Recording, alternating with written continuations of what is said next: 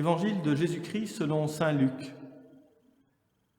En ce temps-là, l'ange Gabriel fut envoyé par Dieu dans une ville de Galilée, appelée Nazareth, à une jeune fille vierge, accordée en mariage à un homme de la maison de David, appelé Joseph.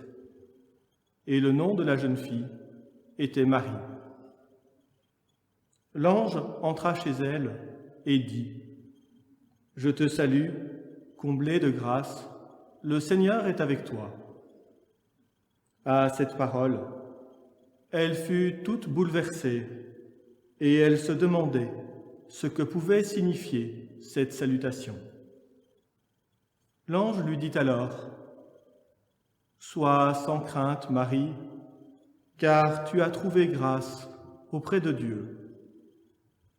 Voici que tu vas concevoir et enfanter un fils. Tu lui donneras le nom de Jésus. Il sera grand, et il sera appelé le Fils du Très-Haut. Le Seigneur Dieu lui donnera le trône de David son père. Il régnera pour toujours sur la maison de Jacob, et son règne n'aura pas de fin. » Marie dit à l'ange : « Comment cela va-t-il se faire, puisque je ne connais pas d'homme ?» L'ange lui répondit : « L'Esprit Saint viendra sur toi, et la puissance du Très-Haut te prendra sous son ombre. C'est pourquoi celui qui va naître sera saint. Il sera appelé Fils de Dieu. Or voici que dans sa vieillesse, Élisabeth, ta parente, a conçu elle aussi un fils, et en est à son 6e mois, alors qu'on l'appelait la femme stérile. Car rien n'est impossible à Dieu. Marie dit alors : « Voici la servante du Seigneur, que tout m'advienne selon ta parole. » Alors l'ange la quitta. Acclamons la parole de Dieu.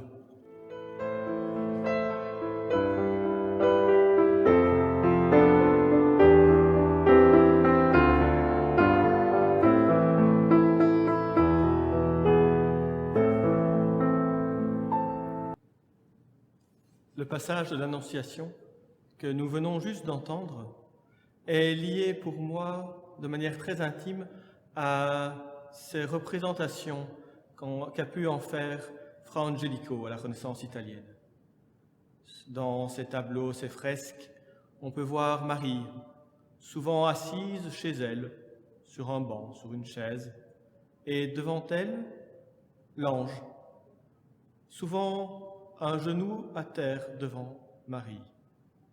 Et cette image de l'ange agenouillé devant Marie, c'est certes le signe du respect que l'on peut avoir devant l'enjeu de ce qui est en train de se vivre, mais ça dit aussi beaucoup de qui est Dieu. Dieu ne vient pas là s'imposer à Marie, il ne vient pas lui forcer la main, il ne vient pas lui dire ce qu'il faut faire, il vient lui demander son consentement. Il vient lui demander si elle est prête à avancer avec lui. Ce qu'il vient lui demander, c'est vraiment pas anodin, c'est un bouleversement de toute sa vie. Ce qu'il vient lui demander, c'est de devenir mère. Et il ne s'agit pas seulement d'une naissance il y a 2000 ans. Certes, Dieu vient demander à Marie de pouvoir nous rejoindre par elle. Et ça s'est fait en Jésus il y a 2000 ans. Mais ce faisant, il ouvre aussi la porte à notre propre naissance.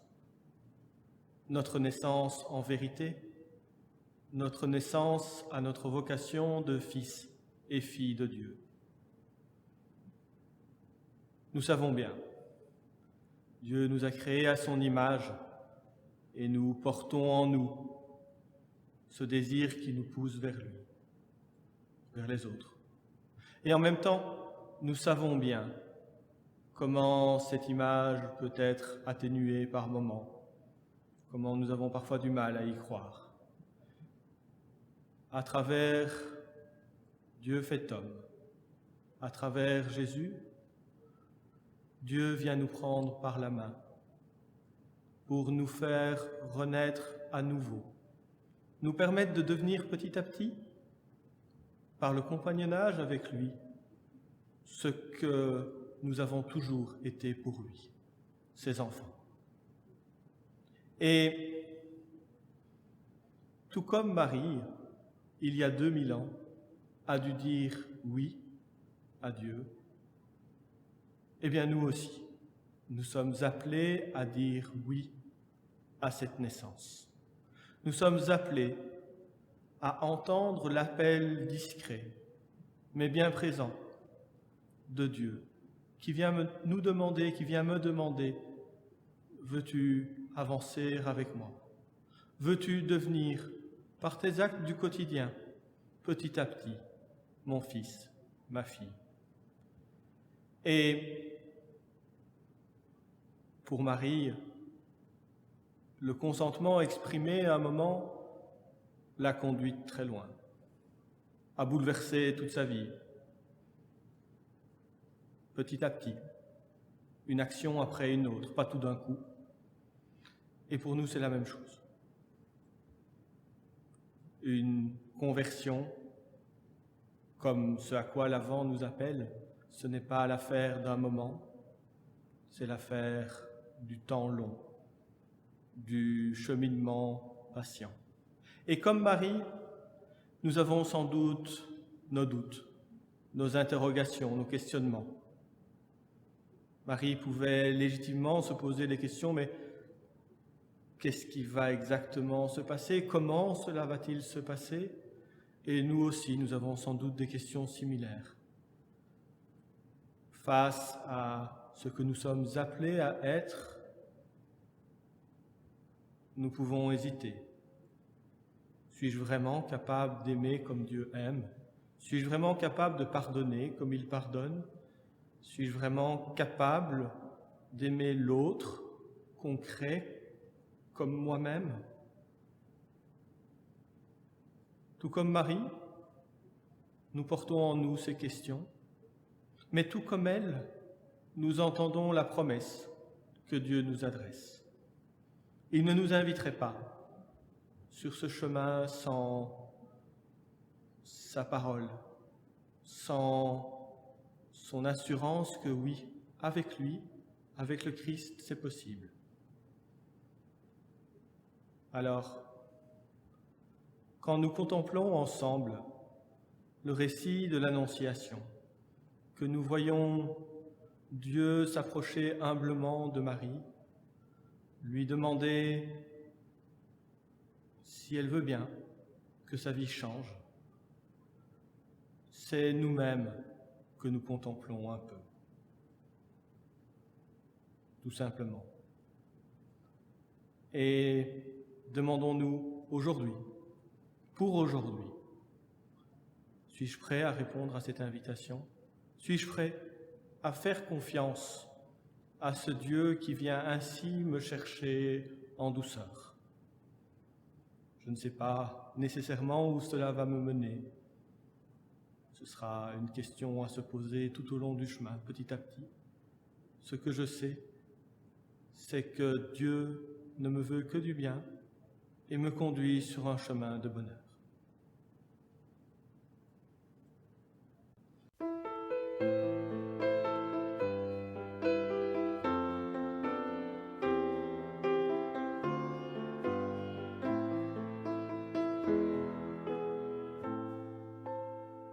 La première en chemin, Marie, tu nous entraînes à risquer notre oui aux imprévus de Dieu. Et voici qu'est semée en argile incertaine de notre humanité. Jésus-Christ, Fils de Dieu. Marche avec nous, Marie, sur nos chemins de foi. Ils sont chemin vers Dieu, ils sont chemin vers Dieu. La première en chemin, en hâte tu t'élances, prophète de celui qui a pris corps en toi. La parole a surgi, tu es sa résonance, et tu franchis des monts pour emporter la voix. Marche avec nous, Marie, au chemin de l'annonce. Ils sont chemin vers Dieu, ils sont chemin vers Dieu. La première en chemin, poursuivre en Golgotha le Fils de ton amour, que tous sont condamnés. Tu te tiens là debout, au plus près de la croix, pour recueillir la vie de son cœur transpercé. Marche avec nous, Marie, sur nos chemins de croix. Ils sont chemin vers Dieu, ils sont chemin vers Dieu. La première en chemin, avec l'Église en marche, dès les commencements, tu appelles l'Esprit en ce monde aujourd'hui. Assure notre marche, que grandisse le corps de ton Fils Jésus-Christ. Marche avec nous, Marie, au chemin de ce monde. Ils sont chemin vers Dieu, ils sont chemin vers Dieu. Marche avec nous, Marie, au chemin de ce monde. Ils sont chemin vers Dieu, ils sont chemin vers Dieu. J'aime chanter la première en chemin.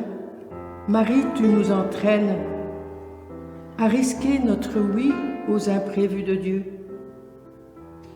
Et voici qu'est semée en l'argile incertaine de notre humanité, Jésus-Christ, Fils de Dieu.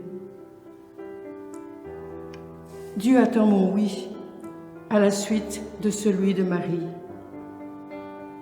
Il m'appelle, mais ne s'impose pas. Il désire faire de moi sa demeure. Il m'invite à m'engager, à me mettre en route.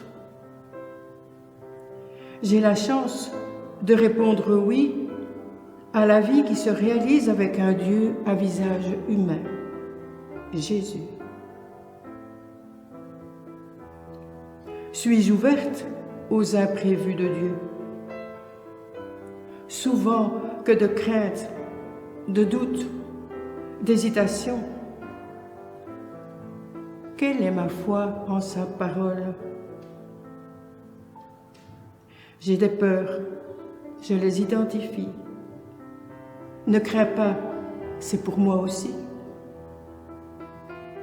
L'Esprit viendra sur toi, c'est pour moi aussi. Alors, j'avance. Dans le contexte actuel difficile, quelle est mon écoute aux appels? Quels sont mes oui? Mais aussi, quels sont les signes d'espérance que j'entrevois ou que j'apporte?